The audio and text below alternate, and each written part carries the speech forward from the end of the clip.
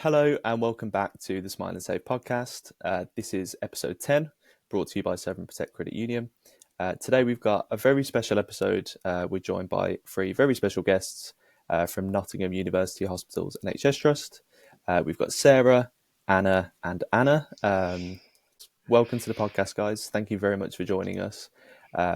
I guess just before we get started, do you all just want to sort of introduce yourself and just tell us what your role is at NUH? So Sarah, we'll start with you. Hello, good morning. My name's Sarah Mallion. I'm part of the Staff Wellbeing team. I'm a psychotherapist by background and a psychological wellbeing practitioner in this team. Thanks for having me. Thank you. Hi, my name's Anna Leroux. I'm also part of the Staff Wellbeing team, psychological wellbeing trainer and occupational therapist by background. Hi, I'm Anna Charlesworth. I'm an assistant clinical psychologist in the Staff Wellbeing team. Perfect. Thank you very much for joining us, all three of you. So this episode is going to be all about money and mindfulness and how mindfulness can be a tool to help us to better manage our money and also navigate our financial journey a little bit easier as we go through life. So to begin with, I guess the first question, what is mindfulness and when can we use it?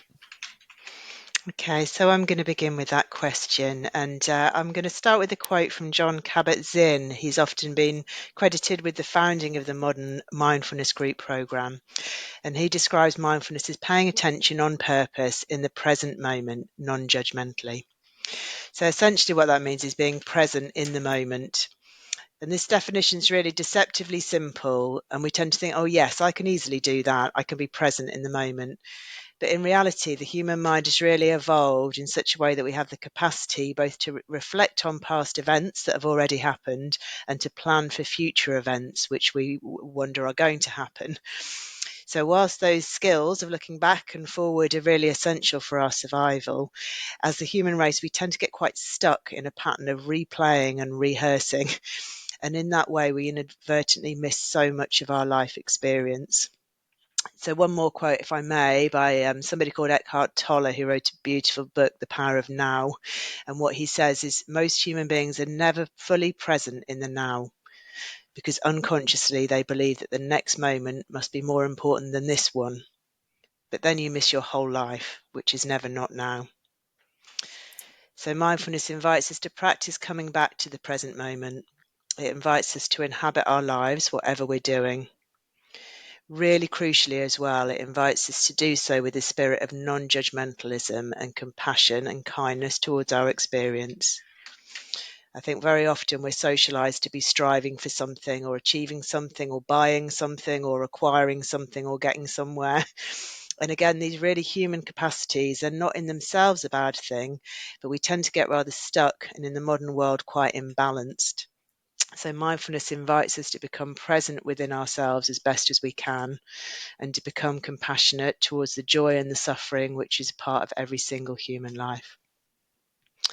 And just briefly, in terms of when we can practice mindfulness, it can be useful to practice particular meditation exercises, and we'll go through one later in the podcast. But in reality, mindfulness is something we can do all the time. So whatever it is that we're doing, whether we're having this conversation as we are now, whether we're with our children or our older relatives, it's about really showing up and being present in those moments of our lives. Our lives are so brief and so precious, it seems like such a waste not to be present within them and not to be living our lives as fully as possible. So hopefully that kind of gives a sense of what it's about. Yeah, perfect. Thanks, Sarah. I think that gives a good starting point for sure, and I think it's really important in the modern world, as you say, we are quite distracted day to day. So I think it's a really important thing to discuss. So moving on, so a lot of people will find that managing their money is quite a stressful thing to do a lot of the time. How can mindfulness help people to ease that stress when managing their money? Thank you. So it's completely understandable. Finances are really stressful, and I think particularly at the moment, there's lots of pressures on our finances, lots of worry. It's just looking a bit about our brains and how the brain works. So acute stress response happens when we sense that we're in danger. And it's just to be aware that this same response is triggered as if we're being chased by a tiger like our ancestors would have been, or whether it's an internal or an emotional difficulty, maybe an unexpected bill or a daunting financial decision. It's exactly the same mechanism. It involves the automatic nervous system, which has two branches. So the sympathetic nervous system fires our body up. It gets us ready for action. And then the parasympathetic nervous system returns our body to that natural resting state after the danger has passed. So stress hormones are released, adrenaline, cortisol, to really get that our bodies ready for danger and action. So it's that fight, flight, freeze response. Many things happen to us, which I'm sure we can all understand. So our heartbeat starts beating faster. Perhaps our muscles will tense. We breathe more quickly. It's really unpleasant experience, and it's really can be overwhelming. What also happens is worth noting, our cognitive functions of the prefrontal cortex temporarily get overridden, and we're just focusing on survival. So it's really difficult to think clearly, logically, rationally, and it's really difficult to make decisions, particularly financial ones that are going to help us in the long term. We're really thinking in this time short term, so we can be quite impulsive. Just remember, though, it's normal and it's our hardwired response, and it's been keeping us alive for thousands of years. And it might be that it's switched on just the right moment and it sort of saves us from danger. But for our modern day living, usually it reduces our ability to cope. So if this stress response is constantly on, so if we've got this constant concern with finances, we're overworked, we might have difficulties in our home life, then the sympathetic nervous system is chronically aroused, and this leads to chronic stress, which has this huge impact on our health. So it can affect our sleep, our digestion, our immune response. We're more likely to even get viral infections. So it's really important to think strategies of how to sort of manage this. And one of those ways is mindfulness. It can help to downregulate the sympathetic nervous system, and it can help to activate the parasympathetic nervous system, which is that lovely natural resting state. Perfect. Thanks, Anna. That's a really good description of why it's important from a different perspective. So thank you for that. Pleasure. So if someone's new to mindfulness, it's not maybe something that we talk about every day. Are there any tips or simple techniques that they could try next time that they try to make a specific financial decision or try to tackle a part of their finances that they find a little bit more stressful? Yeah, definitely. So it's just maybe worth noting that when we feel an emotion, a strong emotion, or we've got a problem that makes us feel uncomfortable, we tend to try and push it away or avoid it. So we may try and avoid making those big financial decisions or distract ourselves with perhaps impulse spending. It's really understandable and something we all understand, as it often reduces the stress in the very short term, but actually can keep the difficulty going more long term and actually make problems worse. So mindfulness just gives us that opportunity to take a step back from those automatic habits, those automatic reactions and try and slow down that reactivity. So we're seeing clearly what is present and giving us that space to respond in a way that's more helpful to us long term. And it's about pausing, and we do a mini meditation we're going to talk about later, and Sarah's going to guide us through, called a breathing space. Just inviting you to sort of bring that into our everyday. Perfect. Okay, so we'll look forward to that at the end of the episode. Yeah. I think that's going to be really useful. So something that often comes up in these sort of conversations is gratitude. So how can gratitude play a role in how we actually view our relationship with money? Yeah, so gratitude can actually play a really important role in shaping our relationship with money, as it often involves cultivating this sense of abundance and appreciation for what we already have, so that we can begin to shift away from this kind of constant pursuit of more. And that's because our society kind of thrives off creating these desires for more products, more things, more material goods. And if you think about just our general day, we're constantly surrounded surrounded and bombarded by messages from marketing and advertising campaigns that often make a lot of false promises, and again make us feel like we're constantly without something, or that we don't have enough with what's around us. But research often shows that that high that we get from making those impulse purchases is often quite short-lived, and often leaves us feeling kind of quite unsatisfied, or again just kind of going back to that state of wanting something else, or like we never have enough. So gratitude can actually work in a really powerful way to kind of counteract some of those pressures that we're kind of bombarded on a daily basis with, to kind of excessively consume material goods, and again actually allowing us to live more sustainably and within our means. And kind of alluding back to what Anna was saying, gratitude can be really helpful when we're making those kind of mindful decisions, because again we're often more intentional about the way we spend our money. We might kind of again be able to avoid those impulsive purchases or overspending, and again choose to invest our money into things that really align with our values. I'll talk a little bit more about values in some kind of questions to come, but again, values are the things in life that are really truly important to us, that really enrich our kind of human experience. And I guess just while we're on the point of gratitude as well, because again, gratitude has shown to have a really important role in our relationships, that we know is really important for our kind of social, emotional and physical health. And again, if we're kind of able to practice gratitude on a wider level, we can kind of connect with the people around us in different ways and in deeper ways as well, and kind of might even encourage us to be more generous with what we have as well. So if we are in kind of a place of privilege, we might be able to feel more inclined to give back or donate, and generosity often brings its own kind of positive emotions back to us as well, and can kind of really give us that sense of connection, again back to our community, but also to the wider world, so that we do have that sense of being connected to something that's bigger or more everlasting than us. And as Anna was said, you know, we're living in really hard financial times at the moment. The cost of living is hitting people across the whole of the UK, particularly in the public sector.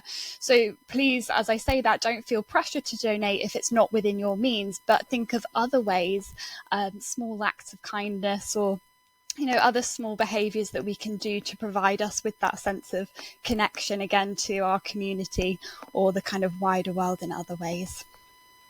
Perfect, thanks Anna. That's a really good way of looking at it. I think using our money for what matters to us rather than what we're told is important. One thing that does keep coming up is emotional spending.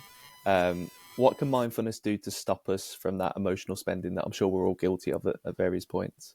Buying things that we don't need, basically. It's so easy to spend money with no thought at all.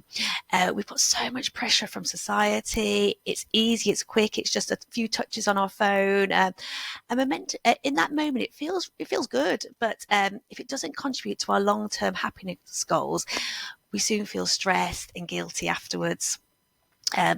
It's just worth bearing in mind that we all have these emotional triggers which can lead to impulse spending, and they're very individual. So it could be when we're feeling down or lonely, bored, stressed, or even happy, or it might be social influences. So mindfulness can be really helpful in just making us aware of these triggers and just being really curious about them.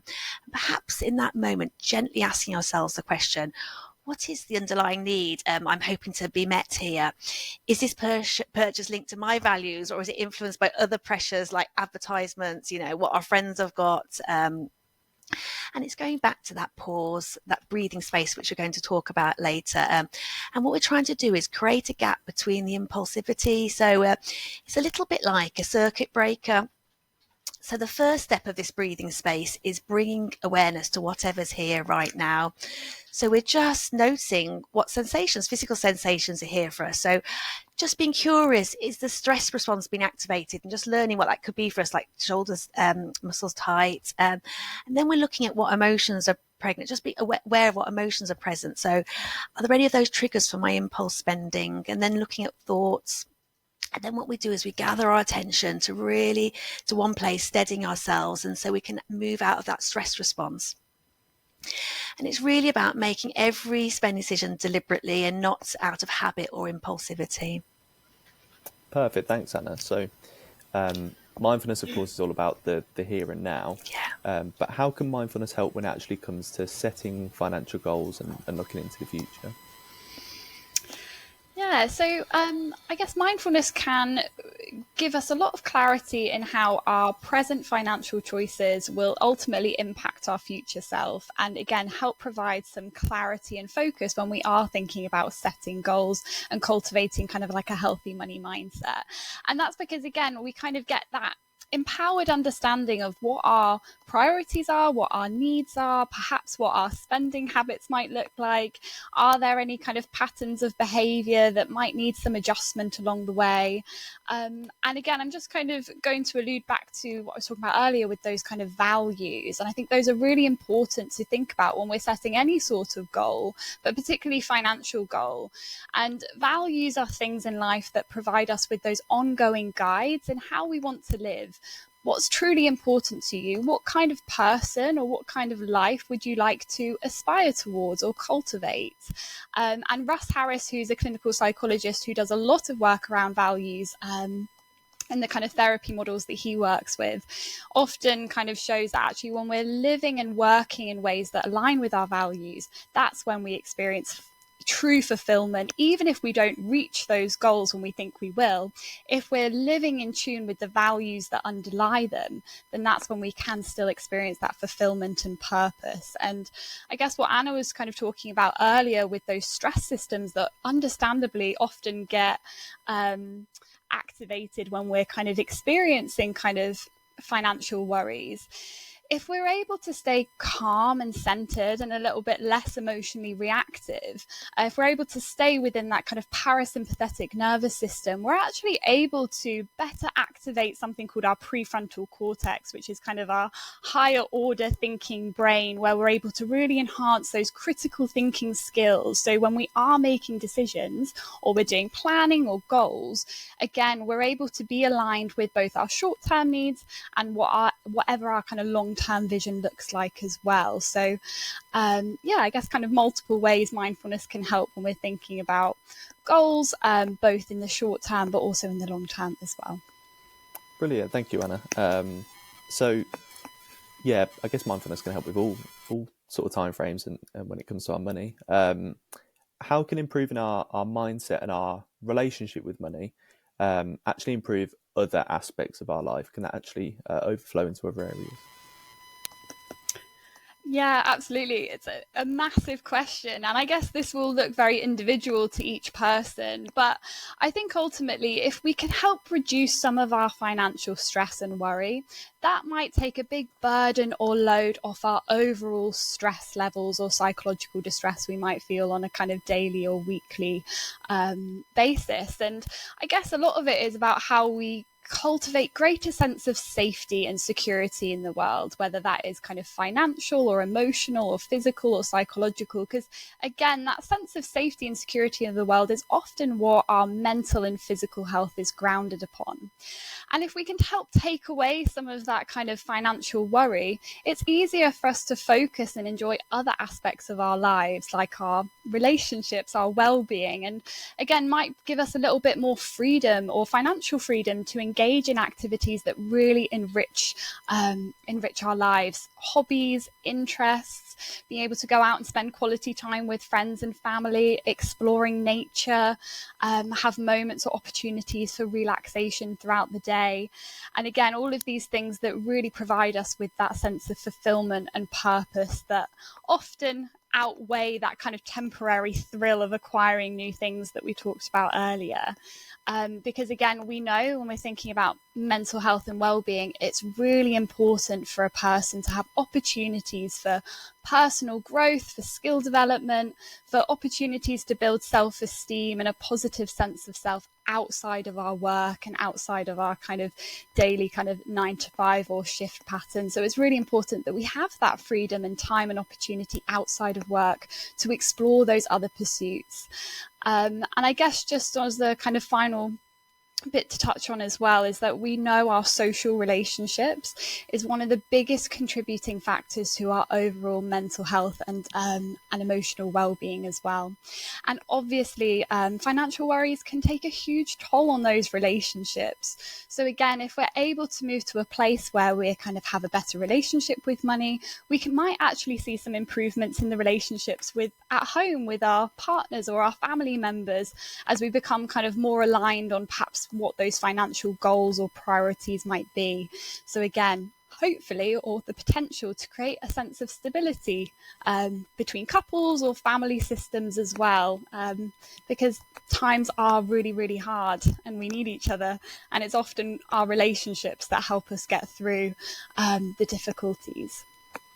Absolutely. It's a really important message and probably not something that springs to mind straight away. So yeah, really something important to think about. So yeah, I'm sure anyone that's listening now sort of understands the importance of mindfully managing your money.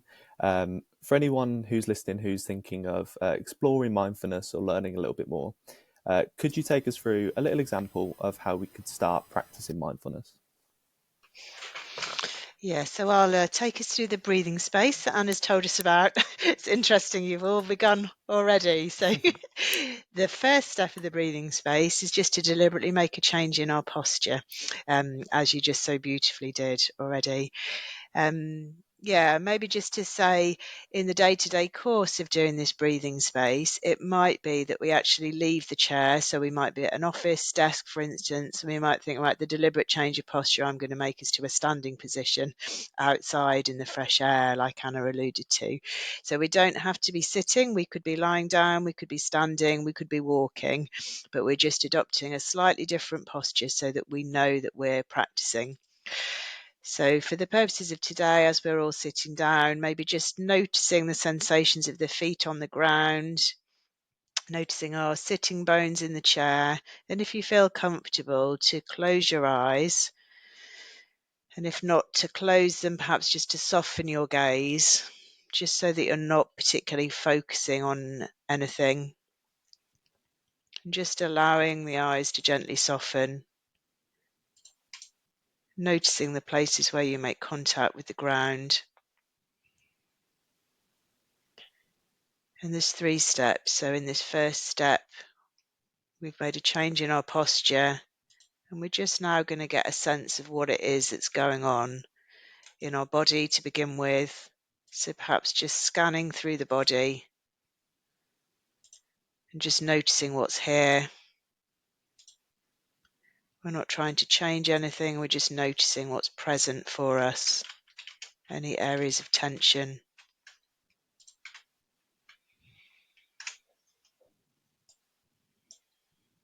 And similarly to the body, we're just going to take a little measure of the emotional weather today. So just seeing what feelings are present for us as well.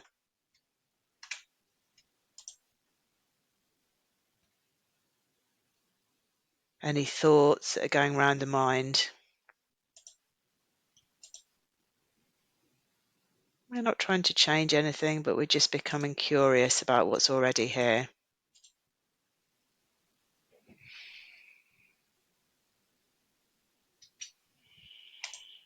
And then in step 2 of the breathing space, we gather our attention onto a particular focal point.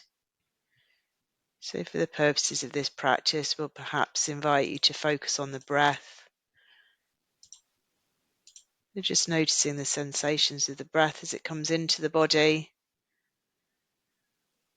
and sensations of the breath as it leaves the body.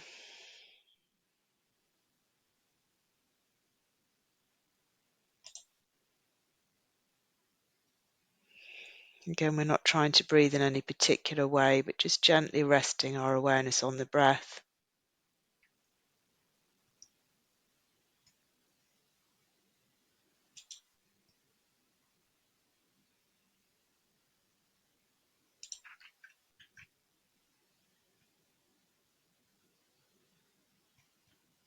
And quite naturally, our minds are very likely to wander.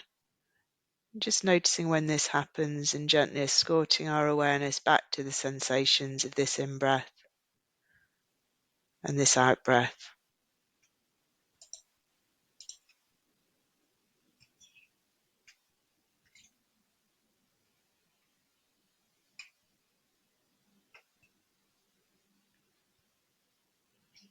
And then in the third and final step of the breathing space, we're just going to broaden our awareness now. So imagining the breath moving all the way through the body.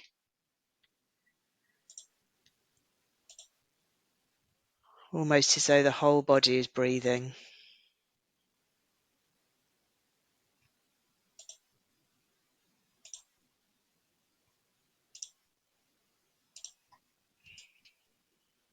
So noticing sensations all the way out through to the fingertips. Noticing again the weight of the feet on the ground.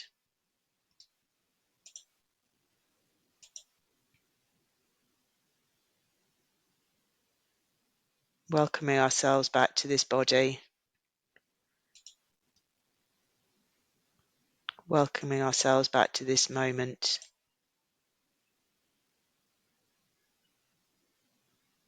And then when you feel ready, just opening the eyes if you've had them closed.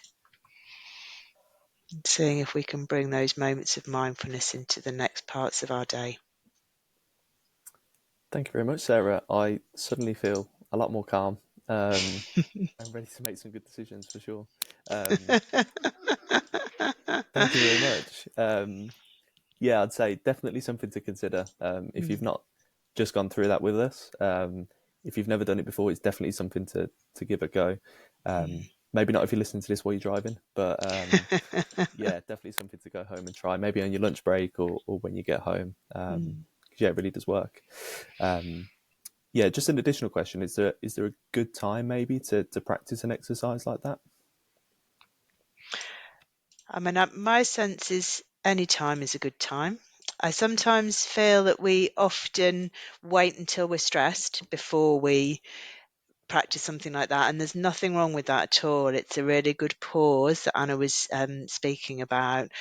But perhaps if we can get into a routine of a particular time of day, so maybe while we're doing something we'd ordinarily be doing, even like brushing our teeth, just taking a moment at that point in time, or perhaps after breakfast or before we go to bed in the evening, just seeing if we can make it a little bit part of our routine so that then the skills are available to us at those moments when we become quite dysregulated or stressed or worried about something. But I guess the key message for me is any time is a good time. And there's something about practicing that muscle and getting used to having a go at just taking a pause. Brilliant, thanks, Sarah. So using it maybe proactively to stop us from getting to the point where we potentially feel stressed. Yeah, brilliant. Thanks so much for that. Finally, before we wrap up, is there any way where listeners can learn a little bit more about mindfulness if they're interested? Yeah, thanks, Tom. So there's many ways to practice mindfulness, as we spoke about in our day-to-day, everyday lives, but also we can practice it more formally as well. Just as a point, it's just to remind ourselves that mindfulness is not for everybody. If you haven't found it comfortable, you don't have to do it. It's and if when doing mindfulness, it does bring up difficult, overwhelming emotions, please do get support. Please see your GP. But a really good place to get further information about mindfulness is Oxford Mindfulness Foundation. It's got a really up-to-date list of resources. Headspace is great for little mindfulness practices, and it's free for all NHS employees until March next year. And also just in relation to getting extra support, if you are struggling, maybe looking at what your staff wellbeing team offers, what your employee assistance program offers, just to make sure that, you are really supported. Perfect. Thank you, Anna. Thank you. I'll speak to you guys as well, and any useful links and things that might be beneficial to listeners, we'll make sure that we get those in the description of this episode as well. So make sure you go and have a look there for any good places to start. So that brings us to the end of the episode. Thank you, Sarah, Anna, for joining us today. We really do appreciate it, and I think this will be a really useful episode for our listeners to maybe give a new perspective and a new way of managing their money better, but also just moving through life more mindfully. I think it's something that's really important in this day and age. So yeah, thank you all very much for joining us. Thank you to you at home for listening. If this is your first episode or 10th episode of the podcast, we really appreciate you joining us. Be sure to follow and subscribe so that you never miss any future episodes like this. And for those of you that aren't aware, this podcast is brought to you by Serve and Protect Credit Union, who are a free employee benefit for NUH staff, but also for anyone working in the NHS, private healthcare services, the police, prison and probation, and also the fire and rescue services. We provide a really easy way for you guys to save direct from your salary, and also a really ethical, affordable, and transparent option to borrow should you ever need to. We're here to help you improve your financial resilience so that if ever anything goes wrong financially, you've got options to turn to. So if you haven't already, make sure you head down to the description, check out our website from the link there, and just see if we're able to support you throughout your financial journey. So thank you very much for listening. Thank you to the three of you for joining us today, and we'll see you next time. Thank you. Thank you. Thank you. Thanks for having us. Thank you, Tom.